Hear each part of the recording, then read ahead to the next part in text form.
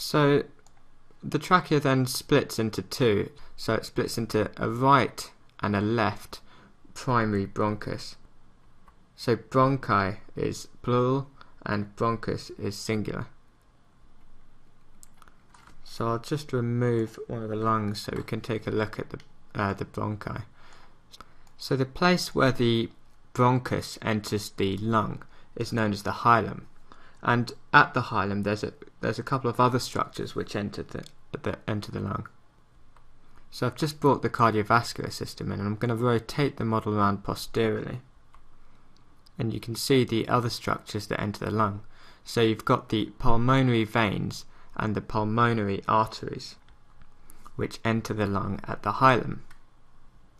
So I've just switched to this diagram, which shows the exact same view we're looking at. We're looking at the posterior view, so you can see the trachea coming down here, branching off into the left and right main bronchi, and you can see the pulmonary arteries at the top and the pulmonary veins inferiorly entering into the lung at the hilum. So you've got the pulmonary arteries in blue carrying deoxygenated blood from the heart to the lungs to receive oxygen, and you've got the pulmonary veins returning oxygenated blood from the lungs to the heart. So this diagram here just shows the hilum in a bit more detail, so you can see the structures entering this area called the hilum of the lung. So just coming back to the bronchi, once they've entered the lung, they divide further.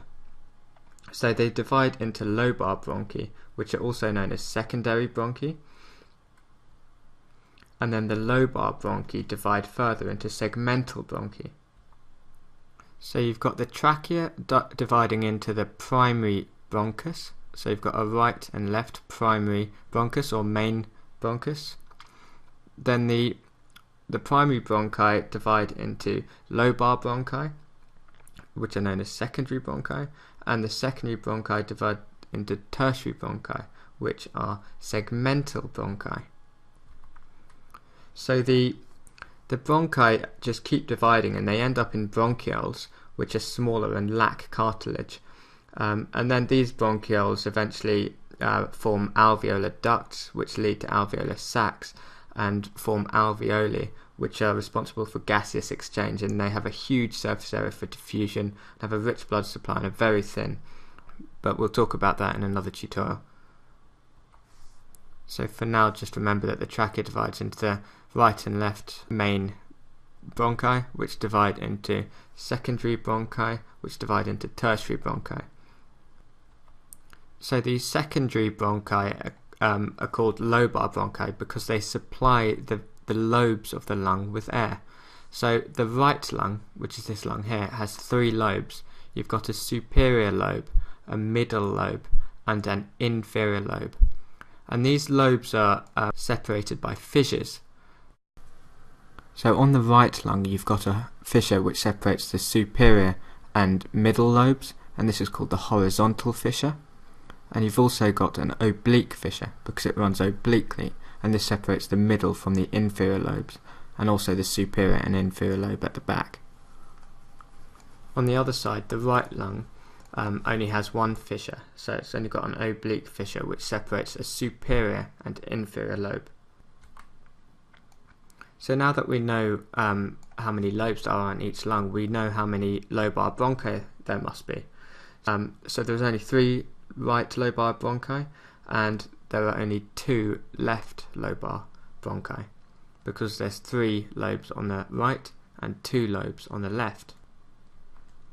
So these lobes can actually be further divided into what is known as bronchopulmonary segments, and each lung has 10 bronchopulmonary segments, and these bronchopulmonary segments are supplied by the segmental bronchi, so the tertiary bronchi. So the lobar bronchi supply the lobes of the lungs, and the segmental bronchi supply the bronchopulmonary segments.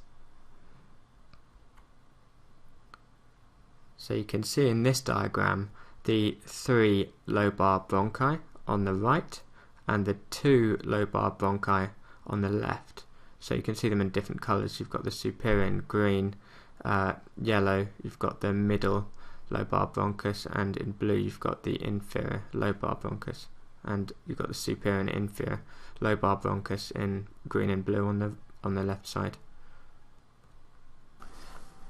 So the lungs themselves are surrounded by a pleural cavity, and you can see the cavity here in pink. So the pleura, or the pleural cavities, are serous membranes which line the lungs, and there's a visceral pleura and a parietal pleura.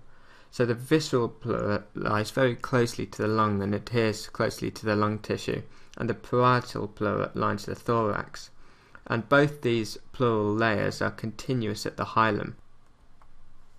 So between the visceral pleura and the parietal pleura is the pleural cavity, and this contains pleural fluid. So this space between the visceral and the parietal pleura is only a potential space. So in normality, these layers lie in very close contact, and you've got this thin layer of pleural fluid. So I've just switched over to this cross section of the lungs. So you can see so anteriorly up here, posteriorly down here, and you've got the left lung and the right lung.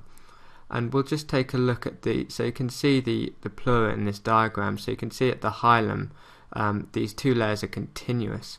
So you've got the outer layer, which is the parietal pleura, which lines the thorax, and then the visceral pleura lies very closely to the lung, and it goes into the fissures and everything like that. And then it is continuous with the parietal pleura at the hilum. So this area, remember where all these structures enter: the bronchus, the bronchi, the pulmonary arteries and pulmonary veins entering at the hilum. So you can see how the visceral and parietal pleura are continuous with one another. And then you've got this space between the two layers, which is the pleural cavity, which contains pleural fluid. So that's a very basic and broad overview of some of the structures in the respiratory system.